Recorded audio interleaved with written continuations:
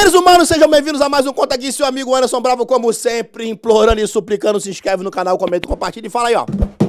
Quem tu quer na mesa com o papai pra trocar uma ideia, pra contar uns causos, pra falar da vida dos outros. Irmão, é bom demais falar da vida dos outros. Vamos falar da vida dos outros, vamos falar da vida dos outros, mas desde que seja uma coisa que a gente possa falar e colocar no ar, porque o Conta Aqui ainda é gravado. Breve novidades, Conta Aqui ao vivo. Já imaginou? Conta Aqui ao vivo? Superchat? Você fazendo aquela pergunta? Primeiro Conta Aqui ao vivo vai ser com o Davi.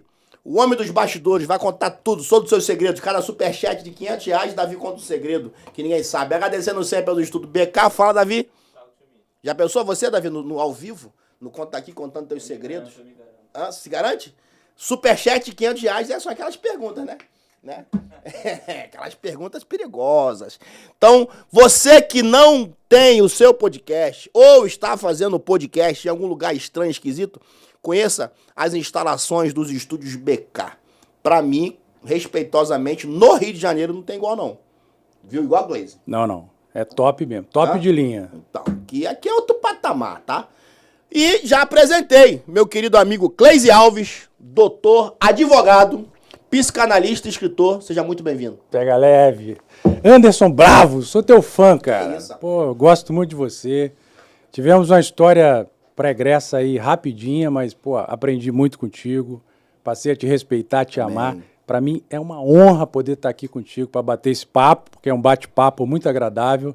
E tô aí, espero que a gente possa impactar positivamente a vida dessa galera que está assistindo a gente aí. Advogado, psicanalista, escritor e viajante, né? Tu é um cara que gosta de viajar, né? Gosto muito de viajar. Em off viajar. aqui, tu já falou que já foi 2 vezes em Israel. Já tem umas histórias bacanas, mas você agora fez a última viagem, você foi aonde? Cara, eu fui no Peru, meu irmão. O que lá, irmão? Foi pesado, Todo respeito aos irmãos do Peru, tá? Mas eu... Porque geralmente as pessoas vão pra Nova York, pra Disney, né, ô Davi? Né, Davi? Peru, assim, coisa... eu fui no Peru, assim, tipo, ó. Desculpa. Tem alguma coisa. Por que o Peru? Cara, eu sou um cara muito estranho. Eu sou um cara que... eu tenho alguns gostos estranhos e algumas metas. Meta no sentido de que eu quero conhecer muitos lugares. Uhum. E há um tempo atrás eu assisti um documentário que falava sobre as ruínas de Machu Picchu. E isso me despertou a atenção. Falei, pô, eu quero conhecer isso. Não tinha praticamente ciência do que era e de como era. E me preparei muito para ir lá. Já rodei pra caramba. Fui em Israel, já fui aos Estados Unidos. Rodamos aí, eu e minha esposa, minha companheira de viagem. Que legal. Te amo, Viviane. Que legal. A gente roda tudo aí. Fomos em... Peru fez 20 nações, 20 países que a gente rodou. Caramba. Rodamos bastante. Mas você falou pra mim off, desculpa a minha ignorância, que você fez um caminho. Como é que é o nome do caminho que você fez? Então, algo parecido com o caminho de Santiago, mas é parecido, mas não tem nada a ver. Deixa eu te explicar. Porque eu confesso que eu não entendo nada disso. Então eu não sei nem qual é o caminho de Santiago e nem o outro caminho que você fez. O que acontece? Eu conheço o caminho de São João de Meriti, assim, quem vai pra Nova Iguaçu, entendeu? K11, Nova Iguaçu. Terra boa. Conheço Cala a Boca em São Gonçalo, Zumbi, Legião, tudo São Gonçalo. Mas desculpa aí, vamos lá. O que é esse caminho que você fez? Qual o nome e o que é isso? Vamos lá. Tudo começou, a gente se organizou para conhecer o Peru, as ruínas de Machu Picchu, uma parada muito bacana, uma história muito intensa. Só que a agência de viagens, ela deixou muito a desejar. Né? A gente é uma viagem cara, a gente se organizou, se preparou. É uma viagem cara. A gente se preparou com antecedência para isso e 15 dias antes da viagem eu entrei em contato com a agência para saber os detalhes, questão de horários, do transfer, essas coisas. E a pessoa responsável disse que a viagem tinha sido adiada. Foi adiada por alguns problemas internos. Eu, como advogado, conheço os meus direitos. Falei, não, eu não aceito. Estávamos programados para essa data. Sou advogado, eu refiz toda a minha agenda para essa data, então não aceito. Eu quero meu dinheiro de volta. Aí foi uma confusão, ela me passou para o vice-presidente e o cara falou, se você cancelar, você vai trazer muitos problemas para a gente. Então, vamos fazer o seguinte, eu vou te dar a montanha de 7 cores, ou a montanha colorida, como bônus. Eu já havia feito pesquisas e vi que é uma das viagens mais caras, até mais cara do que Machu Picchu. Falei, pô, então tá bom, vamos lá. Conversei com a minha esposa, a gente aceitou. Mas a viagem toda já foi muito complicada, no sentido de que nada daquilo que a gente esperava realmente acontecia. Para começar, chegamos no Peru, em Lima, e pegamos um avião para Cusco, que é uma cidade pequena, onde estão as ruínas de Machu Picchu, e, cara, deu pane no avião. Pane no sentido de que, no meio da viagem, o piloto falou, ó, estamos com um problema hidráulico e vamos ter que retornar a Lima. Ah, tá amarrado, mas amarrado lá em cima, cara. Amarrado lá em cima. É sério, mano. Pô, cara, que experiência. A minha esposa desesperada, chorando, gritando, falou, a culpa é tua, eu não queria vir, o que a gente vai fazer no Peru? Aí eu fiz uma promessa para ela, falei, calma, que nós não vamos morrer. Tá, vamos pousar e vamos curtir a nossa viagem. Cara, foi algo repentino que veio à minha mente, eu dei, mas com muita convicção. Falei, calma que a gente vai dar tudo certo. Realmente retornamos, descemos em Lima, nos preparamos. No dia seguinte fomos para Machu Picchu, uma viagem maravilhosa. As ruínas, aprendi muita coisa, fiz vídeo, curti, foto. Tem uma experiência assim, mais forte que você teve lá em Machu Picchu? Assim? Lá não, lá eu aprendi muitas coisas, tem uma questão mística muito grande, né? Tem a questão dos líderes espirituais que tinham uma grande relevância para aquele povo, né? O mais impressionante que eu entendi é que eles viveram ali por 100 anos, eles foram para ali exatamente para fugir de guerras, né? Então um pequeno povoado que se fez e foi aumentando, e o mais impressionante é saber que, do nada, eles saíram daquele lugar, fugiram daquele lugar, e até hoje não se sabe o que levou eles fugirem de Machu Picchu. Ah, é? Então, fica no lumpen, a história tem ainda... Teorias. Várias teorias. Uma delas é que o líder espiritual ficou doente, e essa enfermidade era uma enfermidade que passava para pessoas, a pessoas. Então, as pessoas começaram a ficar doentes, a adoecer, e aqueles que não adoeceram fugiram do lugar para não ficar doente. E aí nunca mais retornaram, porque eles tinham um apego muito grande a essa questão espiritual. É lá que tem o negócio dos Incas? É isso, né? Exatamente. A história dos Incas se confunde com a história do povo peruano. Até hoje eles têm tradições do tempo dos Incas, né? Como, por exemplo, existem uma plantinha lá chamada flor de ouro, amarelinha, e ela se espalha por todo o Peru. Se o cara observar que uma plantinha vermelha nasceu junto da flor amarela, ele tem que parar tudo que ele está fazendo, ir lá e arrancar essa flor vermelha, porque senão alguém na família dele ele entende que pode morrer. Igual a sandália desvirada aqui no Brasil. Exato. Sandália desvirada, alguém vai morrer. Então, e tem essas coisas assim que me chamavam muita atenção. Eu fui para entender, para aprender, mas nem imaginava, Anderson, o que estava por acontecer. Tinha mais coisa? Porra, vai ouvindo. Conta aqui. Conta aqui. Aí, vamos lá. Machu Picchu, tudo legal, foto, vídeo. No outro dia, íamos para a Montanha Colorida, ou Montanha de 7 Cores. Não nos preparamos como deveríamos, porque eu nem sabia qual era o ambiente de subir na Montanha de 7 Cores, até porque a gente não tinha se preparado para isso. A gente tinha se preparado para Machu Picchu, as ruínas de Machu Picchu. Quando você fala assim, você fala o que? A bagagem, essas coisas? Ou a parte de suplementação? Também. Quando você fala ser preparado, fala no sentido de quê? De roupa? Em todos os sentidos. Roupa, questão mental, psicológica.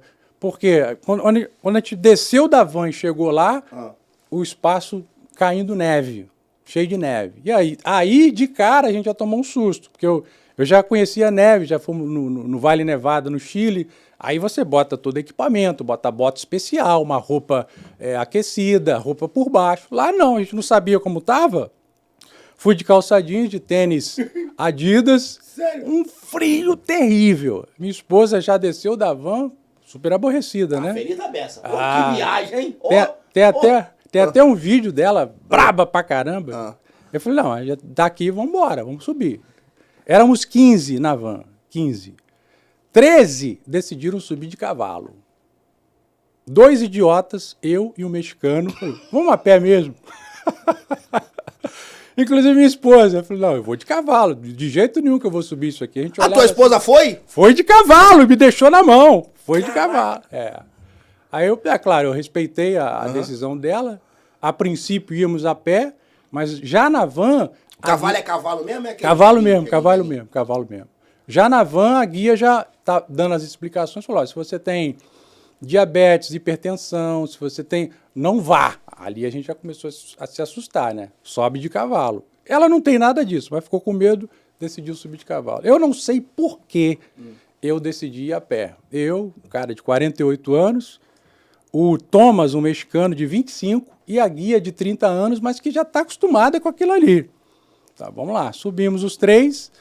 Já na primeira parada, eu já me sentindo exausto, porque apesar da neve caindo, o frio intenso, eu sem a roupa necessária, a altitude é 5.300 metros acima do nível do mar. Então o ar é muito rarefeito e você tem dificuldade até de respirar. Então a gente subindo, de cara o mexicano começou a acelerar, o jovem garotão querendo chegar, e a guia falou, eu vou ali para ver se alguém ficou lá para trás. Nada, não tinha ninguém que ficou para trás porque todo mundo tinha ido. Mas ela acho que queria me dar um pé na bunda, vamos dizer assim. Aí, enfim, eu continuei... Sozinho? Sozinho, meu irmão. Num bagulho que tu nunca tinha ido. Nunca tinha ido, não conhecia muito bem a história, não sabia como me portar, não estava preparado nem psicologicamente, nem fisicamente. Eu sou um cara que eu gosto, faço musculação, cuido da saúde, mas eu não estava preparado para aquilo ali, naquele contexto. Cara, já cheguei na primeira parada exausto. Aí sentei um pouquinho... E eu notei que quando você parava, você tinha dificuldade de respirar. E quando você andava, você sentia muito cansaço. Uma coisa que eu nunca tinha sentido antes. Esperei um pouquinho, partimos para a segunda etapa. Antes de chegar na segunda etapa, eu já não aguentava dar 3 passos sem parar. Aí eles deram uma bengala de metal, a gente utilizava para não cair, né? Aí eu dava 3 passos e deitava um pouquinho na bengala para tentar recuperar as energias. Mas aí eu ficava ali 5, 10 segundos e já perdi o fôlego, não conseguia respirar. Que situação, meu. E ali, vamos lá. Pensei em voltar, não dava para voltar porque eu cheguei à conclusão de que voltar seria tão ruim quanto subir. E a minha esposa estava lá em cima me esperando. Já devia ter chegado, foi de cavalo. Parti para a terceira etapa e última, antes de chegar no cume, né? O cavalo ele sobe até o pé do cume, vamos dizer assim. São 3 paradas e a 4ª parada você tem que subir a pé. Isso dá um total de quanto tempo quando a pessoa vai bem sem passar mal? 1h20 de caminhada. Se a pessoa se for for bem, tranquilo. 1h20. 1h20 caminhando bem. E aí cheguei na segunda parada, partindo para a terceira parada, já muito exausto, extremamente cansado, preocupado, debilitado fisicamente, preocupado também com a minha esposa que estava me esperando. Cara, quando eu estava quase chegando no final da terceira parada, o meu corpo começou a me dar sinais de que não aguentaria, não suportaria. A guia, já sabendo das dificuldades, ela leva uma mochila com aquele balão de oxigênio. Para quem tiver dificuldade, ela está ali para oferecer toda ajuda. Só que ela não estava do meu lado. As pessoas passavam com os seus problemas, com as suas dificuldades, e eu ali, sem ninguém do meu lado, extremamente cansado. Ninguém para ajudar o outro, não? Não para porque o cara está... Desculpa a expressão, o cara está na pior também. Ele vai parar para me ajudar? Se ele está com dificuldade, como é que ele vai parar para me ajudar? É tenso, é tenso. Ou seja, você tem que ter uma preparação, não só mental, mas também física, para fazer... Esse cara da agência é legal, hein? Muito legal, né? Ele não te vendeu, ainda te colocou na rota maneira pra caramba. Mas fala aí, no final da história, o que aconteceu? Eu tô curioso aqui.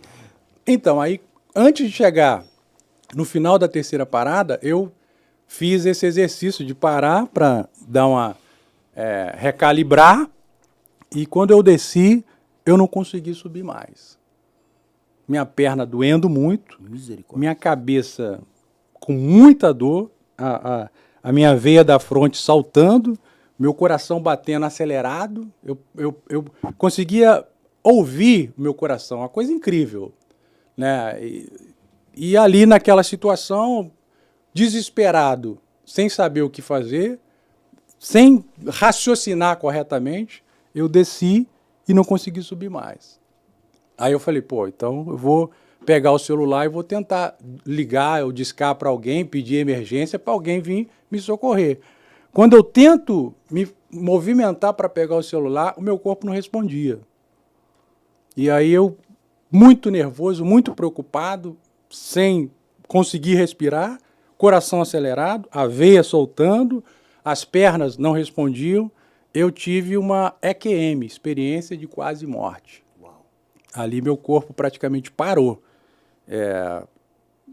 Eu não sei se por 10 segundos, 1 minuto, 10 minutos, eu sei que ali meu corpo deu perda total. Quase total, né? Que eu não morri. É algo que hoje eu falo rindo, olhando para trás, foi uma experiência incrível, muito legal. Mas aí nesse momento você estava sozinho ou tinha um pessoal ali? Sozinho. As pessoas passando, por determinado momento, eu baixei, apaguei, já não conseguia ouvir mais ninguém, já não conseguia sentir mais o meu corpo, meu organismo, a visão ficou completamente preta. E eu ali, repito, não sei se por 10 minutos ou 1 hora, eu apaguei completamente. Meu corpo literalmente parou. Hoje eu sei porque depois eu estudei sobre isso. Mas aí vieram te socorrer? Como é que foi? Ninguém me socorreu. Você voltou sozinho? Você foi sozinho? A parte mais incrível na história é exatamente que eu voltei sozinho. Por isso que é uma experiência de quase morte. Eu não gosto de espiritualizar o que é material, nem de materializar o que é espiritual. Mas hoje eu entendo que Deus me deu uma segunda chance, ou uma terceira, ou uma quarta. Ele me permitiu retornar à vida. E aí tu vai lá em cima? Aí eu tô ali, tô tentando, aí de repente eu retorno à consciência e começo a relembrar, é quase como um filme passando de tudo que eu vivi até ali. Parece incrível, mas é uma experiência muito comum. Depois eu estudei e descobri que 4% da população mundial vivenciaram uma experiência de quase morte. Quando você calcula 4% de 8 bilhões, dá 230 milhões de pessoas que viveram o que eu vivi. E por que não é tão comum, as pessoas não comentam? Eu entendi por 2 motivos. Primeiro, porque o cara fica preocupado de não entenderem, ou chamar ele de maluco, ou falar que o cara está mentindo. Ou está exagerando. Ou está exagerando, está contando história. E a segunda, porque muita gente que vive isso nem sabe que viveu uma experiência de quase morte. Verdade. Entendeu? E aí, 230 milhões de pessoas. Nos Estados Unidos, 27 milhões de pessoas viveram uma experiência de quase morte. No Brasil não se sabe, ninguém fala, não tem livros brasileiros, pelo menos eu não encontrei, que fala sobre o assunto. A experiência de quase morte ela ficou um pouco mais divulgada depois do filme A Cabana. No filme não dá uma clareza um pouco maior da experiência que o cara teve. No livro, nem tanto. Eu li o livro e vi o filme. O cara ele vive alguma coisa extrasensorial e depois ele retorna e tem sempre alguma coisa que acontece com ele. Muita gente descobre que sabe tocar piano sem nunca ter estudado. Muita gente descobre que é excelente em matemática e faz cálculos dificílimos sem nunca ter sido bom em matemática. Então tem essas consequências. A maioria positiva, mas eu vi também consequências negativas. O cara volta com instinto de suicídio, o cara fica nervoso, larga a mulher, vai morar sozinho. No teu caso foi o quê? Cara, eu tenho muita dificuldade de falar sobre isso, porque eu ainda estou nessa transição. Entendi. Pelo que eu li, tem gente que passa 7 anos sem entender muito bem, se descobrindo, redescobrindo. Entendi, cara, forte. Eu entendi que eu recebi uma missão de cura espontânea. Uau. De ensinar pessoas que pelo poder da mente, pelo poder da fé, você consegue se livrar de doenças sem, não a necessidade, mas sem depender da química dos remédios. Mas é muito forte e é muito diferente. Por isso, muita gente prefere não falar, cara. É que você é um cara fora do normal. Eu nem vim aqui para falar sobre isso, desculpa, tá? Mas tô me sentindo tão bem. Mas, doutor Cleise, assim, eu respeitosamente, eu sou uma pessoa que eu já tive tantas experiências na minha história de vida e que eu sei que eu não posso contar, sabe? Eu vivi coisas na minha vida que eu sei que as pessoas não estão prontas para ouvir. E é com base nisso que eu carrego uma verdade na minha vida. Eu respeito sempre a tua história, mas nunca vou negligenciar a minha história. Porque a minha história eu vivi. Né? De vez em quando a gente ouve as frases, eu acompanhei a tua história na internet. Não, você não acompanhou nada, você viu retalhos. Quem acompanhou a minha história fui eu. Quem sabe o que eu vivo, eu tô com 51 anos, sou eu. Então, eu tenho essa capacidade de compreender quando alguém me conta alguma coisa e dizer assim, por que não? É possível. Porque eu sei as coisas que eu já vivi. Eu tenho experiências no mundo espiritual que eu sei que os crentes da igreja não estão prontos para ouvir. E aí Deus me ensinou o seguinte, isso aí não é para você contar para os outros. É para você, de vez em quando, trazer a tua memória e falar assim, olha que tu já passou. Então tu vai vencer mais essa, tu vai passar por mais isso. Porque eu sei o que eu vivi. Sabe o lance do tipo assim, o Saul só descobre que Davi matou Leão Russo porque Davi contou. Mas nem os pais do Davi sabia. Entende? Porque fica paradoxo e mentiroso para um garoto de 17 anos chegar em casa e dizer, mamãe, matei um leão e o urso.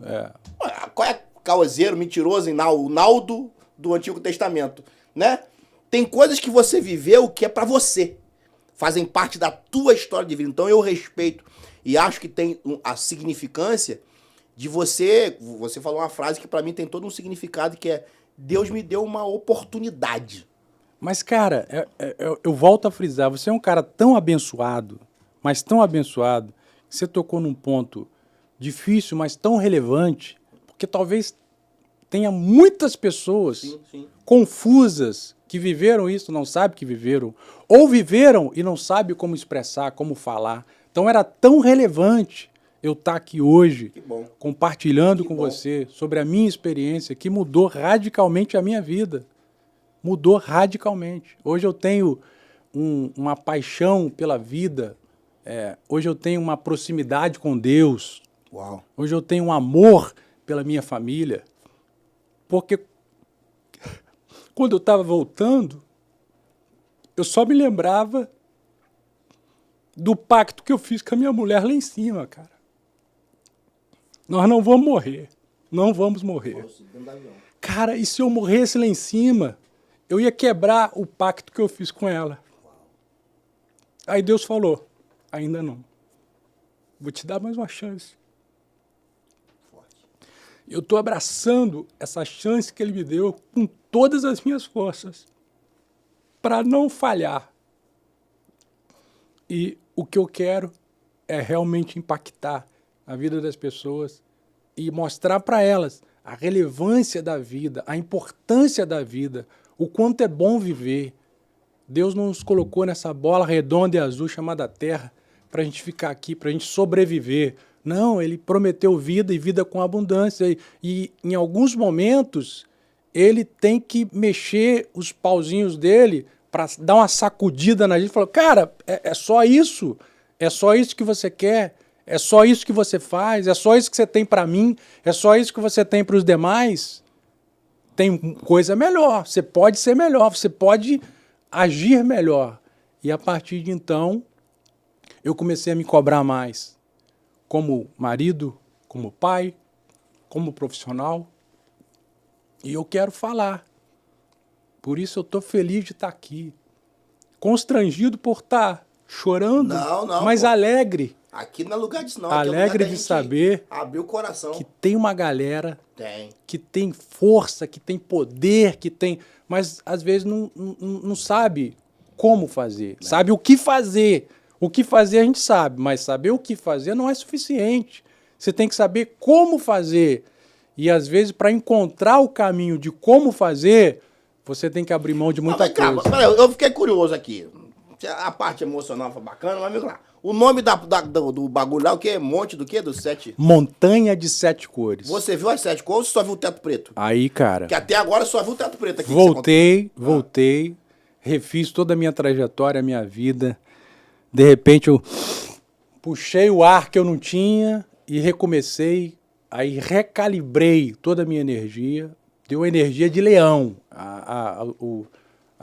O sinônimo de luta e fuga. O meu corpo voltou. Deus me deu essa chance. Eu me restabeleci. E aí tu conseguiu chegar lá em cima. Fui subindo, aí dei 1, 2, 3, 4, 5 passos. No 6º passo, ouço a voz da minha mulher.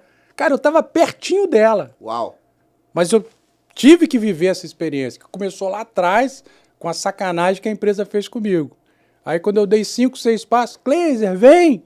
Ela até gravou essa parte. Eu chegando todo mal, todo cansado, mas aí chegamos, aí refiz toda a minha energia. O grande amor da minha vida, minha companheira de viagens, minha companheira de vida, a mulher que eu amo, que me deu 4 filhos. Então, ali retornou tudo e a gente subiu junto na Montanha de 7 Cores, e lá em cima é algo maravilhoso. O nome é 7 cores por quê? Montanha, porque realmente tem 7 cores a montanha. Ah, é? Cara, é incrível.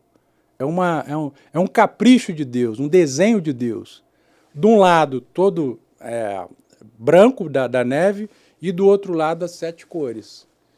Tu vê realmente 7 cores? Vê 7 cores. É incrível. Por isso chama Montanha de 7 Cores. Tu tem um canal do YouTube que eu vi. Tu tem lá no teu canal do YouTube? Tem. Eu joguei lá essa viagem. É Cleiser Alves, né? Cleiser.alves. Eu vi que você tem um canal do YouTube muito bacana.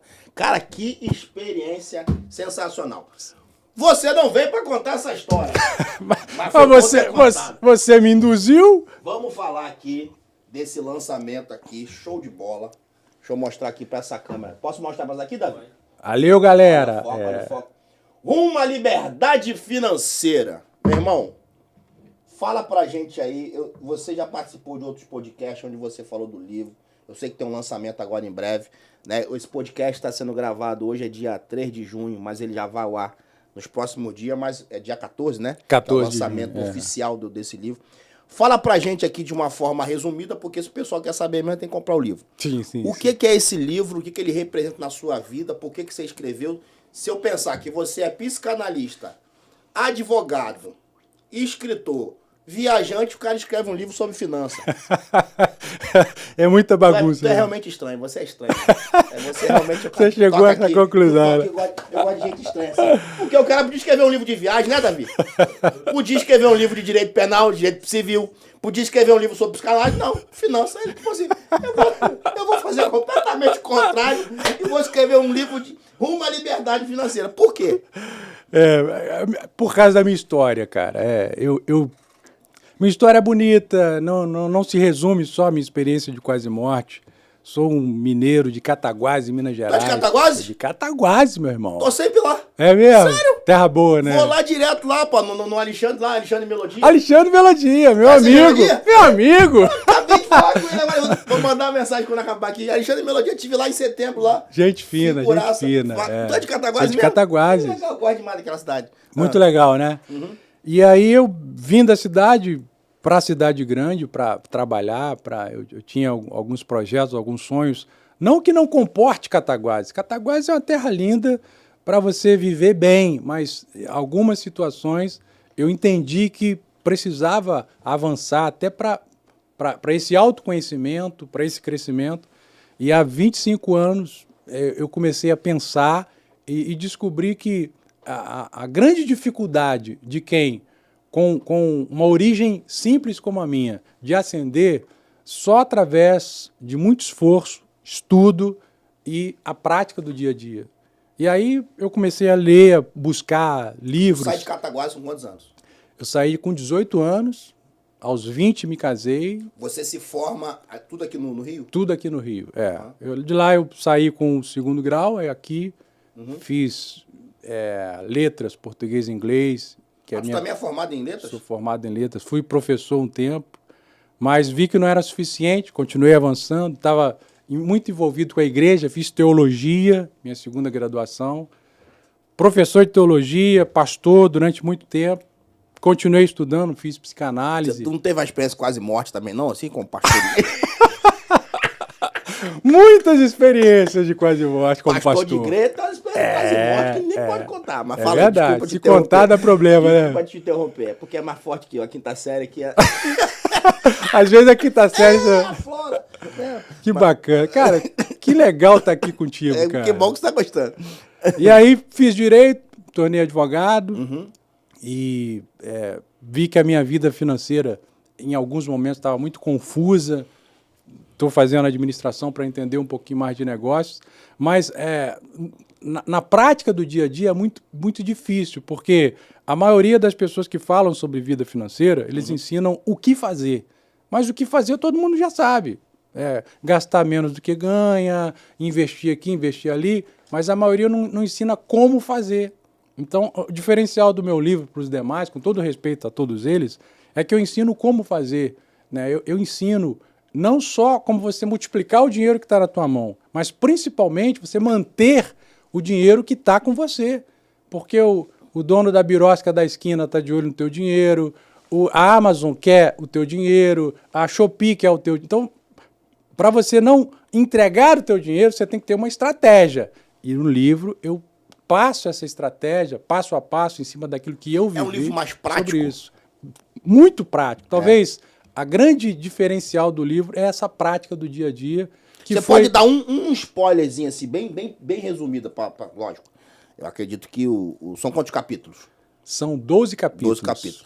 Você não precisa falar um capítulo, mas assim, para a pessoa entender na prática, na execução, porque eu acho que esse é o grande diferencial. Né? A gente abre a internet hoje, todo mundo oferece, fique milionário, ganhe dinheiro, não sei o quê, blá, blá, blá, blá, e tem sempre a ilusão. Sim, né? sim. Final de semana eu conversei com uma pessoa e a pessoa tentando me convencer que eu tinha que ter um produto de internet, mas que eu podia vender sem ter o produto. Eu falei, cara, mas como é que eu vou vender um negócio sem existir? Não, você vende, é a escala de não sei o que lá, de não sei o que. Eu falei, cara, e o caráter? Onde fica aí a dica? Vou vender um negócio, vou jogar na internet sem ter nada e depois ver se der certo, você cria depois. Sim, sim, sim. Então tem uma malandragem. Tem. Tem muita malandragem. Eu queria entender o seguinte, você pode falar um exemplo de prática de liberdade financeira que você acha que isso funciona de verdade? Eu entendi, talvez eu vá contra o que muita gente pensa. Eu entendi que para crescer, para ascender financeiramente, você tem que, de certa forma, empreender. Só existe uma maneira de você enriquecer, tá? Na verdade, existem mais de umas, mas aquelas que não funcionam para a maioria de nós. É ganhar na loteria, eu não vou ganhar porque eu não jogo. É você nascer e receber a herança de alguém, meu pai não me deixou nada. Ou você lutar, empreender para conquistar a sua própria fortuna. Então, por mais difícil que seja, eu entendi que trabalhando para alguém, sendo CLT, eu não iria alcançar o que eu consegui alcançar. Então, empreender não é tão simples, mas não é simples nem aqui, nem em lugar nenhum do mundo. Tá? Então, se você vai dar um conselho para alguém, abandona o teu emprego de carteira assinada para empreender? Em hipótese alguma. Eu fiz essa transição sem muitos ruídos. Trabalhando de carteira assinada, eu fui entendendo como funciona o jogo do dinheiro. Eu fui entendendo que a riqueza, as finanças, a fortuna, ela é muito exigente. Ela te exige muita energia, ela te exige foco. Foco é dizer sim a uma coisa e ter a coragem de dizer não a todas as demais. Então eu, como trabalhador, trabalhando para alguém, eu comecei a modificar a minha mente, a trabalhar com a minha mente, a mudar o meu mindset e comecei a me enxergar lá no futuro como um cara próspero, como um cara rico, como um cara milionário. E comecei a agir como um. Eu sempre falava, brincando com as pessoas, se você me perguntar como é ser um milionário, eu não vou saber te responder. Mas se você me perguntar como é se sentir um milionário, eu vou ficar 2 horas falando para você, porque eu já me sinto como um. Por sinal, ainda não sou milionário, mas estou a caminho dos E milhões. eu, malandramente, sou amigo do cara antes dele ser, porque a hora que ele foi já é meu amigo. Vamos junto. Porque esse é o segredo da vida também. Que eu vou escrever um livro sobre o segredo de não ser milionário. Boa, boa. Mas fala. Então, empreender. Você está trabalhando? Você tem um sonho? Tem alguma coisa que tira o teu sono? Tem alguma coisa que aquece o teu coração? Provavelmente o teu propósito de vida tá naquilo ali. Mas o teu livro tem um chamariz aqui, que é o seguinte. Como dobrar seu fluxo financeiro em 70 dias. Foi que eu achei assim, como se fosse um subtítulo, né? Sim, sim, sim. 70 dias, por que 70 dias? O que é possível fazer com 70 dias? Parece muito pouco. Parece muito pouco. 70 dias para você dobrar. Mas não é. Não é não? Porque o que eu ensino, volto a frisar o que eu falei há algum tempo atrás. Não só você multiplicar o que está na tua mão, mas principalmente você manter e ter condição de investir naquilo que fica na tua mão. Porque o grande problema do CLT, o cara que trabalha para alguém, é que ele não consegue chegar no 30º dia com um recurso, com um dinheiro. No 10º dia, no 15º, 12º, 13º, o dinheiro já acabou. Então ele vai se arrastando o restante do tempo, esperando ansiosamente o seu próximo pagamento. Então, antes de investir, você tem que manter. E, é claro, poupar nunca vai trazer essa multiplicação. Você tem que investir. Primeiro, investir em você. Nesses 70 dias, como é que eu vou fazer esse investimento? É claro, vamos dar um spoiler rápido, mas Não, só um. para você aprofundar, você tem que estar em posse do meu livro. Você tem que fazer quando você faz uma autoanálise da sua vida financeira, você descobre, e todos descobrimos, como eu descobri, que muita coisa que leva os teus recursos são coisas extremamente desnecessárias. Quando você faz um respaldo de tudo aquilo que sai das tuas mãos, você nota que talvez 25%, 30% daquilo ali é algo desnecessário. São contas desnecessárias que, se você se organizasse um pouquinho melhor, esse dinheiro ia manter com você. Então, a gente já está falando de 30%. Os outros 70%, como é que eu consigo? Através de empreender ou fazer coisas que eu acredito e que eu sei que vão me trazer recursos. Ah, mas o cara ganha 2 mil, em 70 dias ele dobra para 4? Sim, sim. Se você fizer o que é correto, se você fizer o que é relevante, você pode dobrar ou triplicar. Então, quem lê o meu livro, no final, ele vai entender que 70 dias é muito pouco tempo para você fazer. Quanto tempo tu escreveu esse livro? Demorou quanto tempo? Cara, sem exagero, 25 anos. Por quê?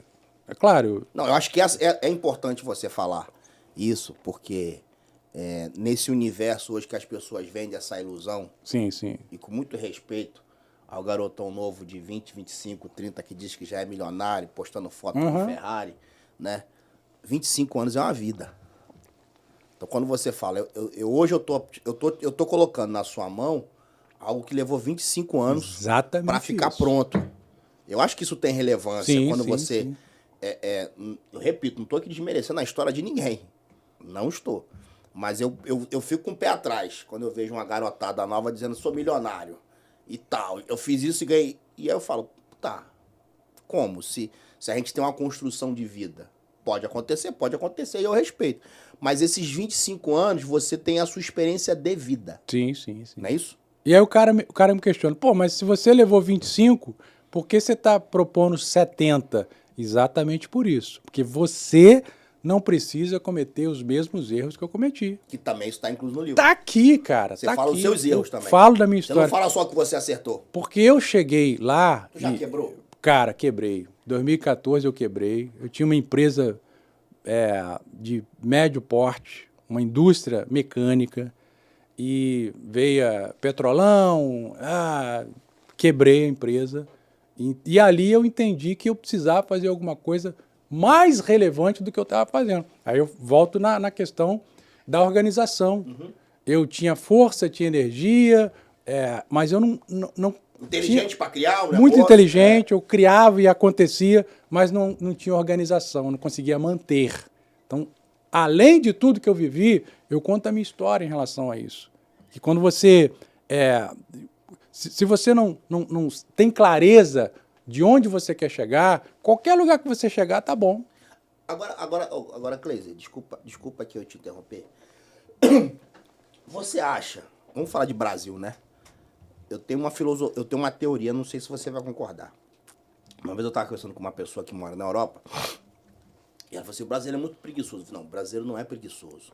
Se você acordar 4 horas da manhã e for na Central do Brasil, aqui você vai ver uma galera que tá ralando. É verdade. Lotado, é verdade. trem, que mora em Niterói, trabalha no Rio. O brasileiro, ele não sabe valorizar o esforço que ele faz. Então ele consegue trabalhar um mês inteiro, pagar, sei lá, 2, 3 mil reais, e no final de semana ele gasta tudo no cervejal, sim. no churrasco. Eu acho que não é isso um pouco que acontece com a figura do brasileiro. Essa coisa, tipo assim, ele não protege, ele não valoriza o sacrifício dele. Então ele até consegue ganhar o dinheiro. Mas ele juntou um dinheiro, não, vou construir minha casa, vou comprar minha casa. Aí ele passa em frente a uma Casa Bahia da vida, televisão na promoção. Aí ele, puxa vida. Aí ele tá morando num pau-a-pique, casa cheia de tijolo, mas tem uma televisão lá maior que a casa dele. É mais ou menos isso? Não, mais ou menos não. É exatamente isso. O cara, ele não tem clareza de quem ele é. A maioria é porque ainda... Aí eu não estou subjetivando, estou falando objetivamente. Ainda não descobriu qual é o propósito de vida. Eu, graças a Deus, estou aqui porque eu entendi o meu propósito de vida. Para chegar lá, quanta coisa eu vivenciei, quantas quedas eu tive. Eu quebrei uma vez, né? Eu me prejudiquei em muitos momentos. Só que eu sabia quem eu era, eu sabia onde eu queria chegar. Eu sabia que um dia como esse eu estaria aqui contando um pouquinho da minha história diante de um dos caras que eu mais admiro, e incentivando pessoas a pensar, a refletir. Quando você fala propósito de vida, você fala que talvez esse seja o grande problema da galera, no modo geral, que não ganha dinheiro, que não vence na vida, que não prospera espiritualmente, que não dá certo em nada. É isso o propósito? É porque o propósito está muito ligado naquilo que você faz no teu dia a dia. Uhum. E praticamente a gente passa 8 horas do nosso dia trabalhando. Uhum. Então, o propósito está muito perto em relação à função e à profissão. Quando a gente fala, qual é o teu propósito de vida? Às vezes o cara não sabe, mas na maioria das vezes, se ele pensar, se ele refletir, se ele analisar, ele vai entender que o propósito dele está ligado à função ou à profissão dele. Por isso que, se você perguntar para as pessoas na rua, você trabalha com o quê? Eu trabalho com X. Mas o que você gostaria de fazer? Se eu pudesse, eu trabalharia com Y. Quando ele fala assim, se eu pudesse, o meu sonho é trabalhar com aquilo. Na maioria das vezes ele está relatando e revelando o propósito dele. Meu propósito é fazer isso. Mas como eu ainda não cheguei lá, eu estou fazendo aquilo. Então, o cara vai ali. Se ninguém sacudir ele, né, igual Deus fez comigo na minha EQM, ou a minha queda em 2014 fez comigo também. Se você não for sacudido, você vai ficar ali pensando que aquilo que você está vivendo é aquilo que foi determinado para você. Mas ninguém pode determinar o meu futuro, a não ser eu mesmo. Porque eu estou aqui hoje, eu no presente sou o reflexo das decisões que eu tomei no passado. E o meu futuro vai ser o reflexo das decisões que eu tomo no presente. Mas quando eu não tenho clareza sobre o meu propósito, eu tenho muita dificuldade em avançar, em sair do estágio atual, chegar no estágio desejado. Em, de repente, não abandonar, mas lutar por uma transição de carreira, que é algo tão importante, porque quando eu vou investir naquilo que eu amo fazer, a melhor coisa que tem é você trabalhar naquilo que você ama. E quando você trabalha naquilo que você ama, você é bem remunerado. E quando você é bem remunerado fazendo aquilo que você ama, na maioria das vezes você consegue impactar uma quantidade grande de pessoas. E quanto mais você impacta pessoas, mais bem remunerado você é. Então é um ciclo virtuoso que muita gente não consegue chegar porque não tem clareza. Então, se houvesse um segredo de enriquecer ou de alcançar a liberdade financeira, seria: você precisa de ter clareza e você precisa de um método. Qual é o método? Depende, existem vários. Tem o meu método, o método Power. Você sair do estágio A e você chegar no estágio B. Mas se você não tem clareza, se você não sabe exatamente qual vai ser o teu destino, você não consegue concatenar os seus próximos passos. Fazer isso aqui, fazer isso ali, mudar essa minha visão a respeito disso, transformar essa questão financeira em relação eu uso àquilo. a expressão ser ensinável, né? Se permitir ser ensinável. Porque muitas vezes, e aí você tem vários fatores, cultural, familiar, históricos, experiências negativas, né? Então a pessoa meio que, tipo, ela fica numa bolha. E quando você fala, cara, não, você pode vencer na vida, você pode prosperar. A pessoa trava por vários fatores. Sim, né? sim. Ou porque ninguém da família dela prosperou, ou porque alguém da família dela teve um negócio e quebrou e faliu. E ela cria esses traumas. Mas quando você se permite ser ensinável, né? Antes de você chegar, eu estava tendo uma reunião com o Bruno, que é o dono desse estúdio aqui, e eu falei, cara, nesse assunto aqui, nesse tema, eu não tenho dificuldade nenhuma de sentar e me ensinem. Né? Eu quero aprender. Né? Eu posso ser um cara que conheço muita coisa, que estudo, que leio, e eu sou uma pessoa que me interesso para várias coisas, mas tem assunto que você não domina. Sim. Então, às vezes, são pessoas como você que tem essa capacidade não só de vivenciar, né? Porque tem muita gente que vivencia, mas não compartilha. Você quis compartilhar. Eu acredito que você também deva fazer mentorias individuais, que é uma coisa que... E aí a minha pergunta, quando você tem essas mentorias individuais, qual é o maior problema, você já falou do propósito, que você encontra para dar o estalo no cara assim, velho, eu tô te mostrando e a pessoa continua não vendo isso? Cara, por incrível que pareça, eu falo isso com uma certa dor no coração, a religiosidade. Sério? Isso aconteceu comigo. Sou filho de pastor, sou pai de pessoas envolvidas com mas cristianismo. pastor da década de 50, né, filho? Que os pastores de hoje não tem ninguém pobre, não, filho. Cara, pior que tem. Não, muitos são pobres financeiramente, mas muitos são pobres espiritualmente. Ah, tá. Porque quem leu Kennedy Reagan nunca mais foi mesmo. Tá, mas ele, tipo assim, infelizmente ele é exceção. Deveria ser regra. Sim. Porque pelo que eu entendo da Bíblia, Deus nos gerou para ser próspero, para ser rico. Mas assim, esse caminho, essa rota que é relevante. Né? Não enganando, não mentindo, não ludibriando. Mas a religiosidade no sentido de que meu pai ele era muito puro, ele era um cara muito correto, mas ele tinha travas e correntes espirituais, até por entender a Bíblia Sagrada de maneira errada, e muitas pessoas têm as mesmas travas que meu pai tinha e que eu tinha no começo, de que o dinheiro deturpa pessoas, de que o dinheiro deixa snob, mas nada disso, cara. No dia a dia, na prática do dia a dia, o dinheiro só amplifica quem você é. Se você é uma pessoa correta, o dinheiro vai amplificar isso na sua vida e você vai poder auxiliar muitas pessoas. Então, a religiosidade, ela te leva para dois extremos. Primeiro, eu não vou prosperar. Às vezes o cara fala inconscientemente, porque isso pode me prejudicar a minha relação com Deus. E outra coisa, eu quero prosperar, mas eu quero que Deus traga aquilo que eu preciso, que caia do céu. Eu quero que Deus me traga dinheiro.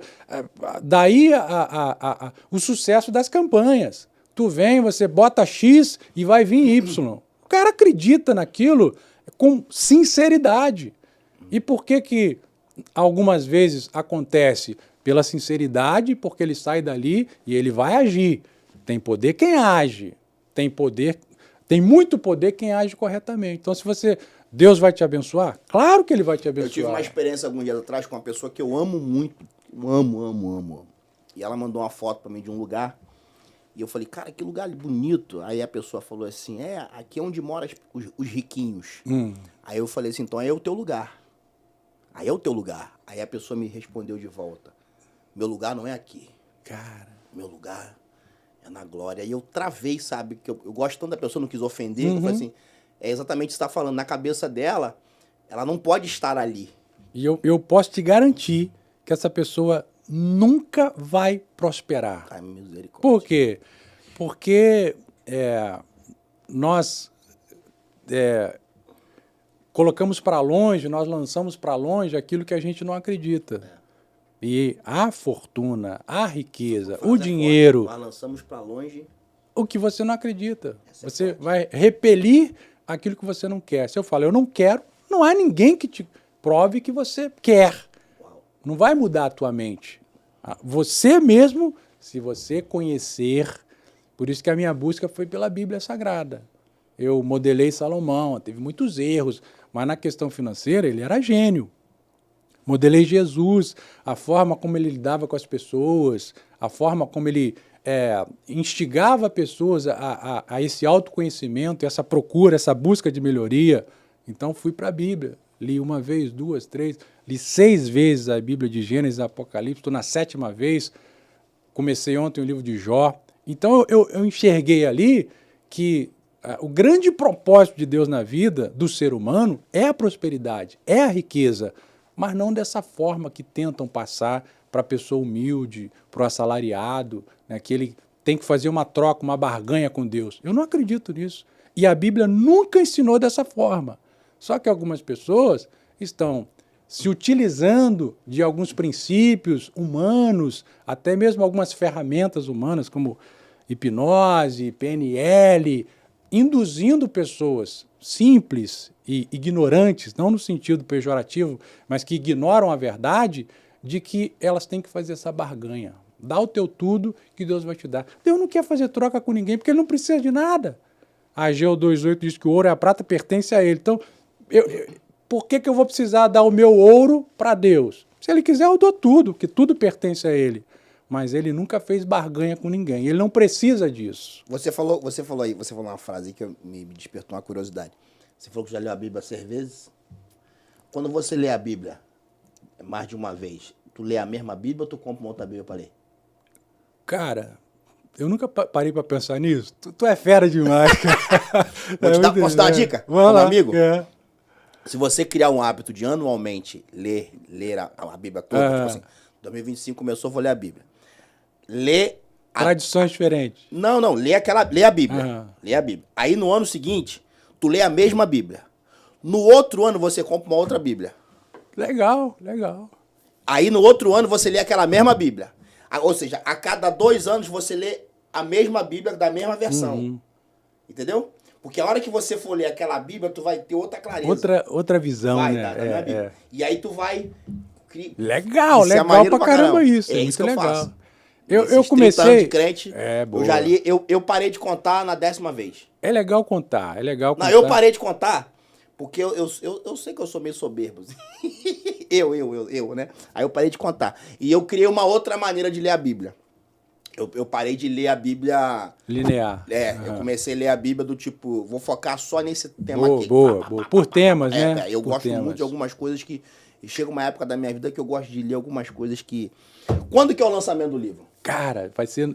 Na verdade, é um pré-lançamento. Já tá na internet? Tá na internet. O pessoal já consegue comprar online? Consegue comprar. O ingresso ainda tem... O último lote, a gente está dando 50% para fechar logo. Vai ser no dia 14 de junho, no Auditório Bronze. Não, eu quero que você faça sonando para aquela câmera. Ah, beleza. Você vai dar suas redes sociais todinha aí. Onde é que o pessoal te acha, né? E aí você vai dar as informações do livro, que a gente de verdade entrou no tema que eu achei muito importante da sua viagem. Sim. Mas o rumo à liberdade financeira já está aí nas plataformas para o pessoal adquirir. Sim. Né? E vai ter o lançamento físico. Uhum. Né? Então, aquela câmera é só, dá um sorrisão, porque eu faço um print. Aqui é tudo assim. Né? Tô vendo. Cara, que legal. Então, eu sou Cleiser Alves, eu sou advogado, mas eu amo ler e escrever.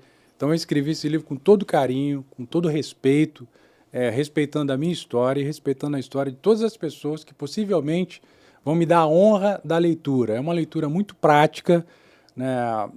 Quem é esse cara? Eu não sei quem é esse cara. Joga lá, @cleiser.alves, que tem um pouquinho da minha história. As redes sociais nos dão essa facilidade de contar um pouquinho. Qual é a rede social que você mais usa? Eu gosto das 4. Eu uso... Todo mundo lá? Facebook, Instagram, uso TikTok, jogo vídeo, Kawaii. A galera jovem fala mal do Facebook. Fala mal. Facebook é bom, né, Davi? Que a gente joga lá. A gente faz umas campanhas legais e chega a bastante... Então, as 4 redes sociais você 4. E o YouTube, né? YouTube, Cleiser.alves. A gente conta um pouquinho lá. Então, no dia 14 de junho, a partir das 6 horas, a partir das 18 horas, no Hotel Mont Blanc, no Auditório Bronze, a gente vai estar fazendo uma mentoria. Não é uma palestra, é uma mentoria, porque eu vou falar um pouquinho a respeito da minha história, mas eu vou focar na tua história. O foco não sou eu, o foco é você que precisa melhorar, que quer melhorar. Talvez você tenha um dom, você tenha um talento, mas não sabe como avançar. Não é que você não sabe o que fazer, você já sabe. Você precisa saber como fazer. Então eu estou aqui humildemente para te desafiar a aprender comigo como fazer. Então, no dia 14 de junho, a partir das 6, eu te aguardo lá. Entra aí nas redes sociais que tem lá o link, tudo direitinho. Se tiver ainda ingressos disponíveis, a gente consegue repassar. E vai ser uma honra poder te receber lá. E o podcast vai ficar ad eterno na plataforma. Se você assistiu esse podcast depois do lançamento, você adquire o livro do Dr. Cleise. Já tem outro livro em mente já para escrever? Cara, tem 8 livros prontos. É mesmo? E inclusive, a experiência você... Cara, eu tô escrevendo... Já tá com tema, já? Tem. A minha experiência de quase morte. Eu pensei que eu botaria só Eu Morri. Vai bombar, hein? Vai bombar. Eu morri, pronto. Pronto, aí pá, aqui, ó, Eu Morri. O pessoal ia... Como é que o cara escreveu um livro Eu Morri? Eu acho que a ideia é essa. Ué, gostei da sugestão, hein? Eu gostei. Já vale a pena. Gostou? Pô, cara, muito. Tô feliz de estar aqui, te rever. Amém. Eu sempre termino o Conta Aqui com um pensamento bíblico. Antes de começar, tu perguntou como é que você tá? Tá pastoreando? Eu falei, não, meu pastoreio é aqui. Aqui é o lugar onde vem todo tipo de convidado. Graças a Deus, o Conta Aqui tem essa capacidade eclética de receber o vendedor de bala do trem, o deputado federal, o advogado, a psicóloga, e professores de jiu-jitsu. E eu termino o Conta Aqui com um pensamento bíblico a partir do que aconteceu aqui. Eu não trago nada escrito, eu deixo que a coisa flua. E você é um camarada com muito conteúdo. E enquanto você falou, eu pensei em várias maneiras de terminar o Conta Aqui. Eu te agradeço por isso. Mas uma delas, que é a principal sobre tudo que a gente falou, é o que a Bíblia fala em Romanos, de que todas as coisas cooperam para o bem daqueles que amam a Deus. Você vivenciou uma viagem que deu tudo errado, mas que no final deu tudo certo. E muitas vezes é isso que a vida nos proporciona. Às vezes a gente de verdade não entende que portas que foram fechadas foram livramentos que Deus nos deu. A Bíblia diz que Noé fecha a porta. Quando ele entra com a família, que ele coloca os animais, a expressão vive assim, e fechando a porta, veio a chuva. Existem portas que são fechadas para que a tua família esteja protegida, para que o seu caráter, para que a tua essência seja protegida. A gente lamenta portas que se fecham. A gente lamenta os nãos que a gente recebe. A gente lamenta o contrato que não foi assinado, a causa que não foi ganha. Mas muitas vezes é um grande livramento que foi dado e que a gente não sabe, que a gente não percebe. Então, quando a gente entende que todas as coisas cooperam para o bem, até quando uma porta se fecha, a gente enxerga uma possibilidade. Ou seja, você viveu uma experiência de quase morte e viu ali uma oportunidade ímpar de viver o novo de Deus. E que isso se propague na sua vida, que o livro seja um sucesso. Eu recomendo de verdade. Aqui, ó. Tô jogando na câmera aqui. Olha o foco, olha o foco, olha o foco. Tá embaçado, Davi, tá embaçado. Tá embaçado ainda. Sou eu? Ah, lá, Rumo à Liberdade. Pô, ficou bonito isso aqui, hein? Ficou legal. Ficou bacana, hein? Ó, tom sobre tom, Conta Aqui também é meio azul, ó. Ficou legal, hein? Ficou bacana isso aqui, hein? Meu amigo, obrigado, tá? Deus te abençoe sua família. Eu que te agradeço, Anderson. Qual é a próxima viagem que tá no... Colômbia, muda mês agência, que vem. agência. Já mudei, voltei pra original. É que realmente tem coisa que a gente faz que se arrepende, Não, né? mas aconteceu pra tu ter experiência, né? Final do mês a gente vamos completar 29 anos de casado. Eita, João. Curtindo isso na Colômbia. Escreve um livro Faz um livro, né? O negócio de ficar casado agora. Tá... Tem que escrever um livro, né, Davi? Eu sobrevivi. O título do livro é Tô Vivo Ainda. Você escreve Morri. E depois... de 30 vezes, ainda tô vivo, tá?